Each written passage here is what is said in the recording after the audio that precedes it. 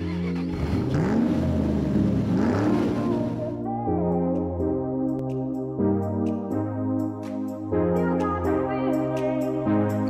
mon nom est Chris et je vais regarder avec vous la nouvelle Honda CR-V 2017 pour les 5 prochaines minutes.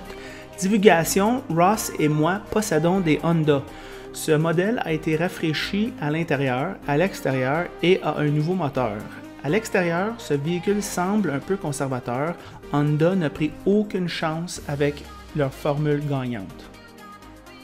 Bien que conservateur, le style extérieur est chic et élégant et va bien paraître pendant des années. J'aime personnellement cet angle arrière avec des lignes diagonales. Ce véhicule spacieux est livré de base avec Apple CarPlay, Android Auto et les sièges chauffants.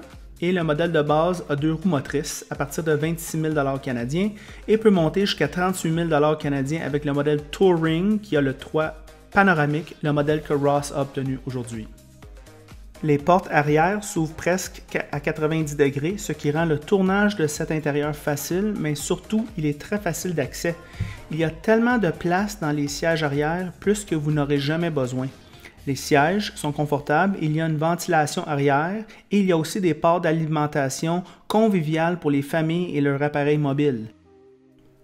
À l'avant, les portes sont correctes avec une garniture de bois bas niveau. L'espace en avant est massif. L'intérieur redessiné ne va pas gagner des prix dans le luxe. Les matériaux sont doux au toucher, mais la fausse couture et le bois comme surface déçoivent. Par exemple, l'intérieur de la Mazda CX-5 semble des années en avance. Les sièges de capitaine sont les meilleurs dans l'Atlas, sur la coche avec une qualité de cuir assez bonne. Beaucoup de dispositifs de sécurité viennent avec ce modèle haut de gamme et je dois mentionner comment le régulateur de vitesse adaptif fonctionne sans faille. Il n'est jamais brusqué quand les voitures vous coupent. Aussi, le volant chauffé à 360 degrés est une joie à utiliser durant l'hiver. Cette CR-V est silencieuse sur l'autoroute. Le système audio sur affichage est difficile à utiliser et la qualité sonore est correcte sans plus. Il y a par contre beaucoup de ports USB partout. Le moteur est la vedette, accouplé d'une transmission CVT. Cette voiture fait 8.7 en ville et 7.2 sur l'autoroute et ce avec 4 roues motrices. Ce niveau d'économie de carburant est fou car il y a des compacts qui n'atteignent pas ce niveau-là. La voici sur la route. Alors Ross, qu'est-ce que tu en penses de ce véhicule-là? Bien, le Honda CR-V 2017, une de ses grandes qualités, c'est sans aucun doute la douceur de roulement. Si on est sur la route, on va en voyage, le véhicule se conduit pratiquement comme n'importe quelle berline compact ou intermédiaire dans le marché. Sans être bateau. Non, c'est ça. Quand même pas trop ferme comme suspension, pas trop... les sièges sont confortables.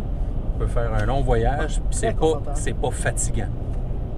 La transmission, moteur, évidemment, la calibration, tout ça, on pourrait dire, la façon que ça a été tuné est vraiment calibré pour la consommation de carburant. Un des meilleurs dans la catégorie. Par contre, ceux qui aiment ça un peu plus sportif, comme un Subaru Forester 2 litres turbo, ben ce véhicule-là est dans une classe à part en termes de performance, reprise, etc. Et d'autres choses. Ou qui a ce portage avec le 2 litres turbo, probablement des reprises un peu plus agressives. Par contre, ce véhicule-là, pour la petite famille ou les gens qui aiment avoir un peu d'espace intérieur, fait un travail remarquable. Ils ont amélioré le système d'infodivertissement avec seulement un écran, puis ça, je pense, c'est une grosse amélioration. Par contre, il y a un élément qui a été enlevé par rapport à la génération antérieure. Ça t'agace? Ben, c'est la caméra. C'est la caméra pour les angles morts du côté passager, qui était là sur la Honda Fit, qui est encore là sur la Honda Civic et d'autres modèles. Pourquoi ils l'ont enlevé sur ce CR-V? Bonne question. Ils ont ajouté un bouton de volume sur le système d'infodivertissement, ce qui était un gros reproche dans les générations antérieures.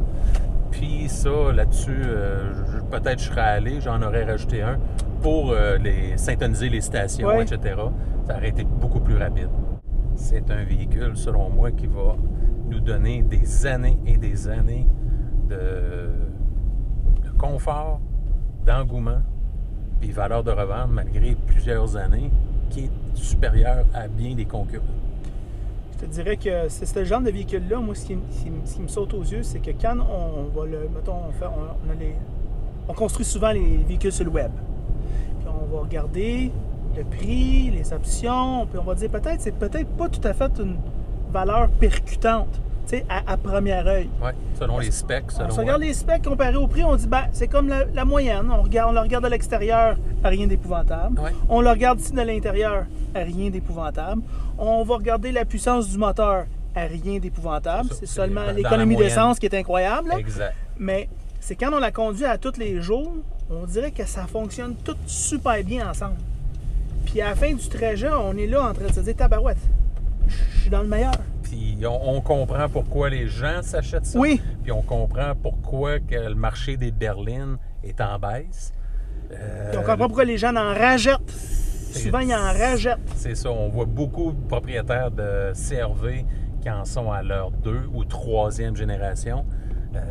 C'est pas pour rien, là. Quand on est rendu à ce niveau-là, ben le nom est fait, puis on est dans une serre ici. C'est ça. C'est beaucoup d'espace. Si vous aimez vous êtes actif un peu, vous avez de l'équipement de sport, l'espace pour le coffre est très abondant, moyen de l'habitacle qui est modulable, ce qui fait que c'est un véhicule très polyvalent. C'est un véhicule recommandé? Oui, très hautement recommandé.